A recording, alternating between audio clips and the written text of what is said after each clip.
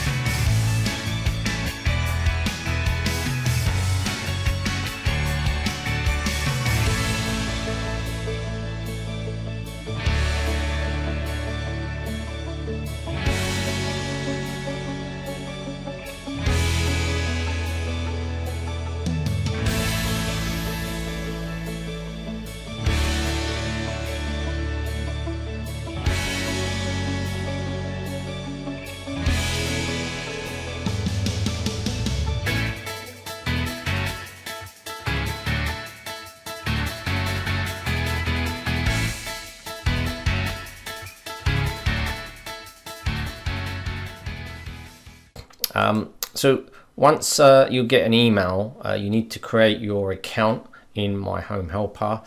In that email it will have a username and password, so you can create a trial account if you want for 14 days. At the time of recording this, it is 14 days. It could change. So once you create that trial account, when you go to myhomehelper.co.uk, it will send an email with a username and password.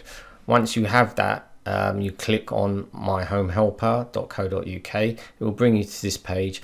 Click on sign in. Once you put in your details, your email address and password that's in the email that they've sent you, and if you want it to remember on your device that you're using, click this box here to say remember me, and then click on web sign in.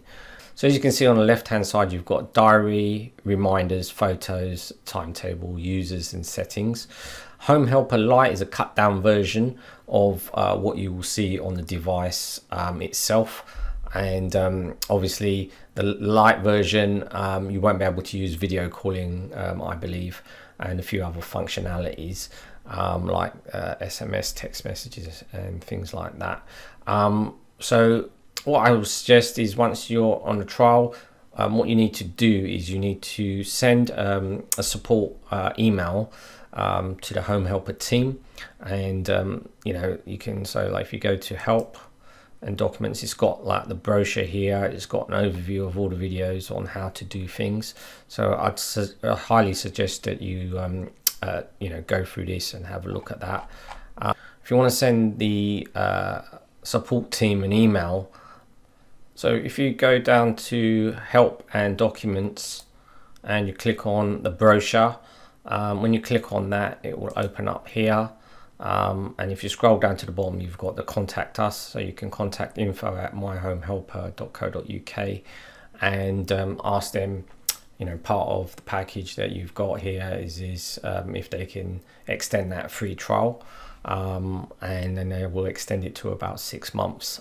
Again, at the time of recording this, it's 6 months. It could be shorter, it could be longer, but for now it's I've been told it's 6 months. So they will do their thing on the back end, so you don't need to worry about it. They will just send you an email to say it's been done. Then you'll have access to the video calling feature. And if you go to settings here, what we can do is click on that, and we slide, it'll probably be selected to no. If you slide it to yes, and then if you want it to automatically answer incoming calls, you can slide that to yes as well. If you want a notification before the incoming call, you can select how many seconds you want that to happen for. Or if you don't want it to happen and you just want them to answer the call, then that's fine too. You just select it as 0, and then click save. If you're unsure about anything, you need to set the permissions as well for the users you want to allow to make those video calls. So you can limit it to just family members, and it doesn't have to go to everyone. If you need a guide to set it up, just click on set up video guide, and you know, it will go to the home guide here, and it's got all the information here on what pages to go to. So if I say save that, and then I'm going to close it. So if you go to users, here it says add a user. This is where you put in people that you want to be able to make these video calls. So you put the username in, they'll put password, the email for alerts and logins, they'll add their mobile number in there, a display name that they may need, and if they want to display a name for a forum, they can. So this is the permissions area where you need to select what that person has access to. So you could say video calling, I'd like them to upload photographs, I'd like them to have access to the timetable, the reminders, maybe the control panel and messaging, auto answer video calls, you can tick that as well. And so yeah, you can customize it according to your needs, and then just click on the save button. So let's start at the top and let's go through some of the basic settings here. So as you can see, I've just experimented you know, around about Christmas time with this, just put up a message and then see what happens. And as you can see, it showed me that this message popped up on the display, and it tells you when it's expired. And then if you finish with the message, you can simply hit remove and it will delete the message. To add an event, come down here, add an event, and then you can start typing in your text up here. You can choose a category if you hit it down, what's happening today, when will the carers be here today, appointments, birthdays, phone numbers. You can add categories as well, you can rename categories, so it's quite flexible in that side.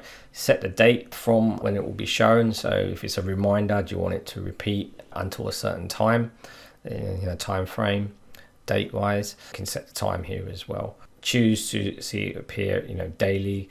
If you want to change it, you can say daily, weekly or monthly, and how many messages you want to show on a daily basis. So if you want that same message, for instance, drinking water, you might say you want it to show up 3 times. You can change this to 3 and then click on save. So I'm going to cancel that. Again, reminders is pretty much the same. You can add in a reminder, type in your message. You can click here to add an image. They have a bank full of images that you can select from, or you can choose your own images. So you can use your own images and it'll tell you to upload it. So that's it. You can select the color and when you want that message to appear. So if you hit the drop down, you can say a specific time, or you can say any time and just it randomly show up with that message. And I think this color should the message be, I think it's quite important, because if someone's got dementia, sometimes bright colors, you know, will bring their attention to the screen. You know, this is the color I believe what the text is going to be in. And if you want sound to play as well, you can just hit the drop down, and different alarm sounds are here that you can pick from. Speak message, so basically what that means is if you type something here and say to drink water, the device will actually read it out, and so it's an audible message, so the person can hear that message. So that's what speak message means. And then you can click on save, and you can tick this button to say show the calendar clock as well. So what that'll do is it'll display the clock in that message when it's been displayed on the tablet. So I've just got some random messages here from my mum's eye drops, and you know, to make sure the door's locked so she feels safe, and then her to drink some water. Photographs, just some random photographs I've just added of my dad, family, and you can do the same. You can simply just add photographs, and it gives you some simple instructions here, and you can choose a file to upload it, and then it'll navigate to wherever your photographs are. You can find those, and then you can just add those in there. You can click on start upload, and once it's done it will show it here. If you want to view it in a little bit more in-depth detail, then you can click on view, and then you can also write captions here so the person can read it to remind them. You can use certain images in reminders as well by ticking this little box here. So close. If you ever get stuck, just click on help me, and it will take you through there. So you've got a timetable as well.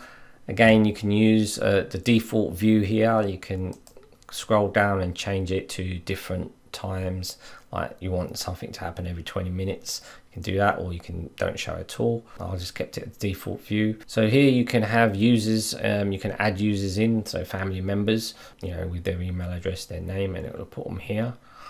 Go to settings. Don't really need to worry about too much of these because they're set as the default, but you can click into them and have a look. Like news feeds is like, it just pulls up like articles from the BBC. You can view them and select them depending, like if you want it for UK, US, Africa, Asia, Europe. If you scroll down, there's all different sort of languages that you can select from, which is quite good in terms of the variety that it has. And you can click on close. Messaging, again, is the same sort of situation. It's text messaging from your mobile phone. You know, once you can say how often messages should be shown for. You can play a sound. If you want no sound, you know, you can pick the same sort of alerts, you know, from this category here. You know, how often should that sound be played? You can show the calendar clock displaying the message. You can tick that if you wanted to do that, and then click on save. So close that. The display setup, I think this is quite important to have a look at. So you can either have a digital clock. If the person gets confused and they want an analog clock, you can change it to analog, and it will change it to an analog clock like that. I'm leaving it as digital because I like the big numbers on the screen so my mum can see it from across the room. You can add in time of day message. You can select the slider to on. Digital clock I've got as on, but you can, if you don't like the normal up to the 12 o'clock, you can have a 24-hour clock and it will change it to 24 hours, but I've kept it to the normal, so my mum understands it.